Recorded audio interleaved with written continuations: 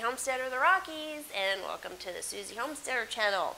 And today we're going to go through a really fun and easy rustic kind of a woodland tablescape that I designed from just about everything I had outside somewhere.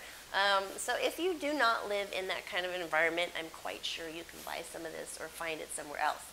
But this was super easy for me to put together because I do live in the woods, and just about everything on this table came from the woods, or is some kind of a byproduct of a wood product. So anyway, I'll go through a couple of fun stuff that I threw together here. And let's just start with our tablecloth. So here's what happens when you don't have a tablecloth that matches your tablescape, or you just haven't found the right texture or color.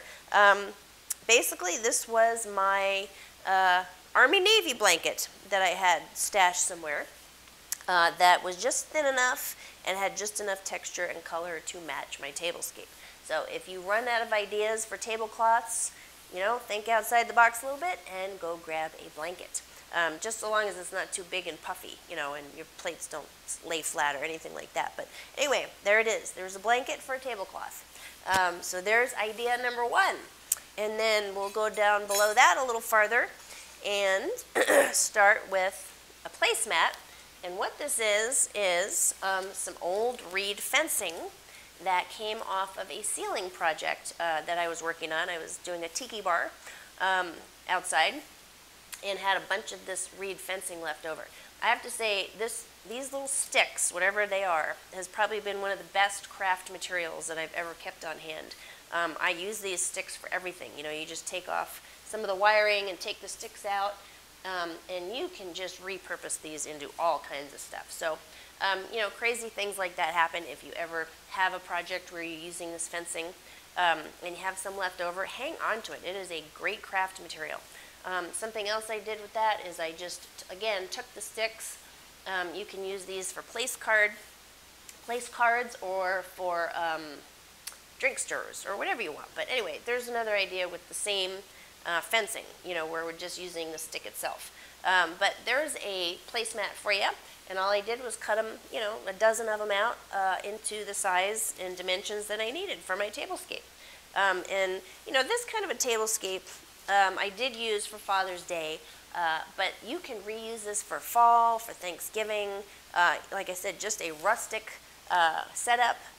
Could be for like a young man's graduation, or for a you know, father's birthday or man's birthday, you know, or girls that just like this kind of neutral color scheme.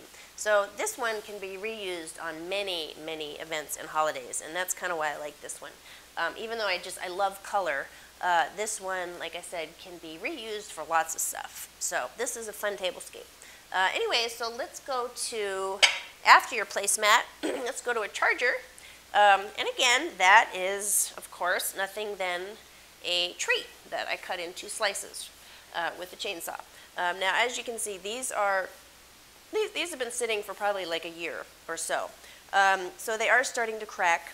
You know, you can cut the greenest trees into slices and they'll still crack. A lot of it just depends on the wood and the temperatures that they're stored in.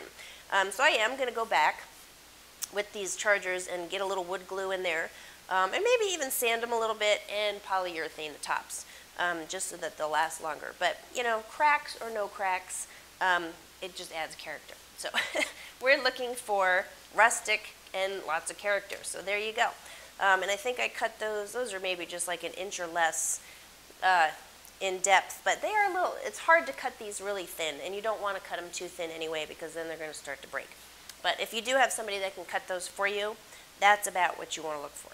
So anyway, made a whole bunch of those out of an old dead tree, you know, and then just added some plates and some baskets, and even found some wood bowls at a thrift store, or it might have been a consignment store. But either way, you know, just kind of pulling things together, staying in the wood theme which, you know, we just love here. Of course, every man in my house wants me to keep this tablescape like this forever because this was one of their favorites. So, you know, you're just looking for wood products. Here's another idea you can do with just a smaller tree. And again, there it is, just a coaster cut, and I think I did sand that one a little bit, and you can still polyurethane those if you want to. But there's a little wood slice coaster, and with that same idea, we did some place card holders. So there it is, just a smaller tree, you know, with a little skill saw cut right through the middle there. So you can put in place cards of any kind, you know, or whatever little pieces you find that you want to put names on. These actually, this is a funny story too, these came off of a wall, excuse me, in one of my bedrooms that I remodeled. So they were stained and they were covered in a glow-in-the-dark paint. So, excuse me, these will probably glow in the dark. But there's another cute idea. And these I am pretty sure I bought at Joann's a long time ago. Just some wood cutouts that I'm pretty sure they still have. Excuse me. Anyways, so there is a cute way to do a place card holder. So more wood products, more baskets. You know, I love just kind of putting things on the table for people to do. So we just threw in some nuts and some nut crackers in a basket. And again, that kind of keeps people entertained a little bit. And it's all in our fun little color scheme, all the way down to just wooden toothpicks. So you are looking for anything and everything that you can find in the wood family. You know, wooden salt and pepper shakers, which of course I found at a thrift store.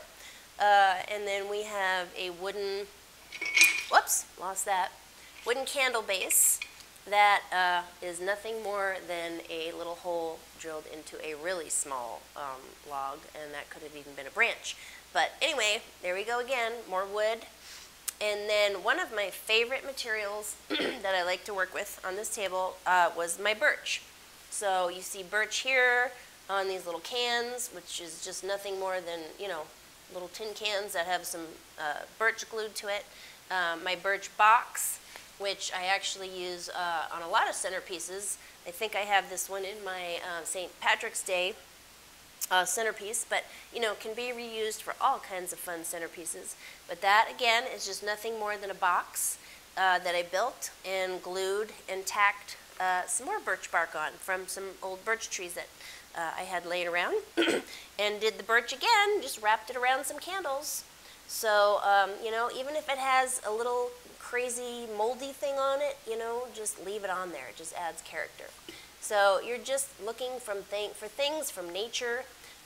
Again, like I said, you can wrap candles in there. If you have some antlers laying around, which obviously I did, you know, put those into your tablescape as well.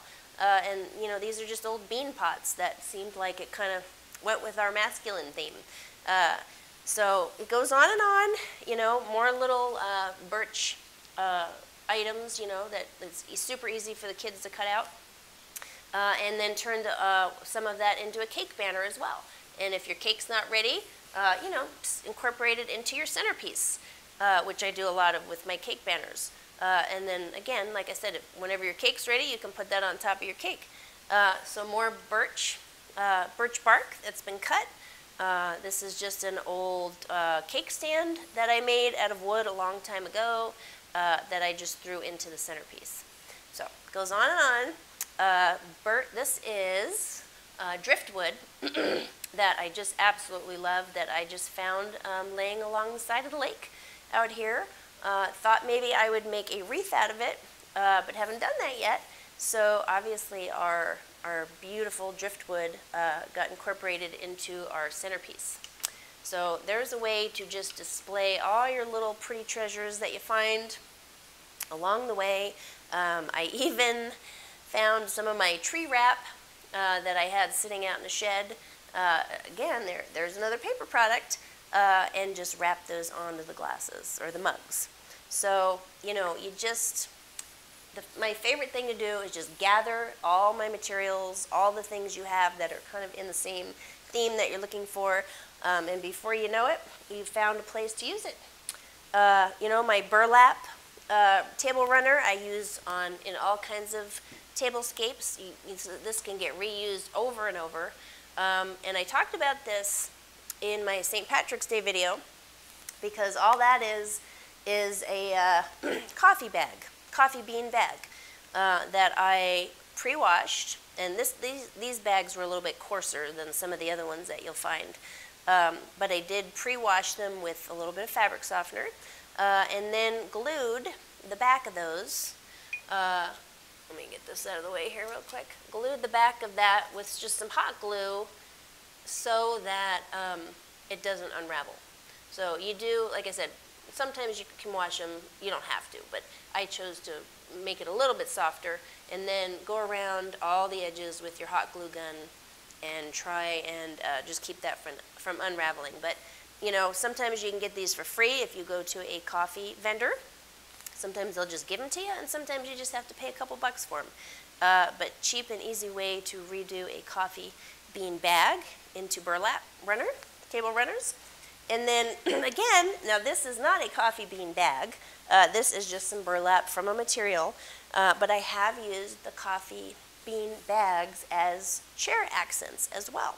So in this case, I just needed a little bit more brown, so all I did was sew these into chair covers. But just brown burlap, chair covers, and like I said, if you want to get really creative, you can do the same idea with coffee bean bags. So lots of fun stuff with, you know, plant fibers, which is what that's made from, baskets, you know, and wood products. And you'll be surprised, really, when you start putting things together, how many things you can pull together just from wood. So obviously one of my favorite materials, and all the guys in the house love this table. And you know, you can just keep going on and on with that. So here's some more burlap. This is just a banner that I chose to turn into a Father's Day banner, but that's just a camo burlap, and you can buy it just like that at Joann's, and then just, you know, cut it out and turn it into whatever you want. And here's another idea for burlap. Obviously I wrapped a wreath with some old burlap ribbon that I had, and these tools, it's a good story, came from an old carpenter's toolbox that I bought. And I'm not sure if they knew those tools were in there when I bought it, or if they forgot that they left them in there. But either way, these were some beautiful, beautiful antique tools that I just did not want to leave in the box because nobody ever got to see them. So this is a fun way to display some neat antique tools. They're a little bit hard to find, but when you find them here and there, you know, just pull them together, gather them, and here's an easy way to display them.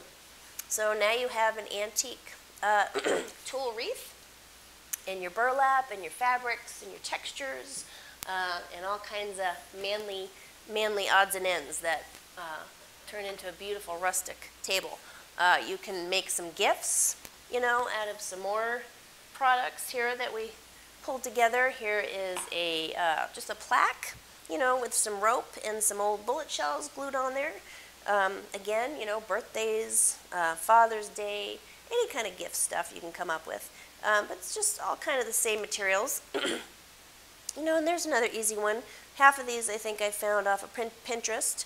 You know, change the name, do whatever you want, you know, but just kind of more guy stuff. So there's some fun stuff for you. I even went to my newspaper bin. Here's another one. And used another paper product, or, you know, byproduct of wood, and just rolled up some newspaper because it just seemed like it went with the Father's Day theme perfectly. So just rolled up some old newspapers, tied some rubber bands and some string on there, and turned that into a utensil holder. So, you know, just find all the products you can find and you know, that have the same kind of a theme there, and before you know it, you have your whole tablescape and some fun crafts to go with it. So if you have any questions, come and see me on my website, Susie Homesteader of the Rockies, where I will have a materials list for you and any questions answered. So we will see you there. Bye-bye.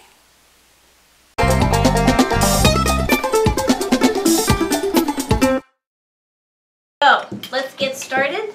Subscribe to the Susie Homesteader channel and we'll see you there. Bye-bye.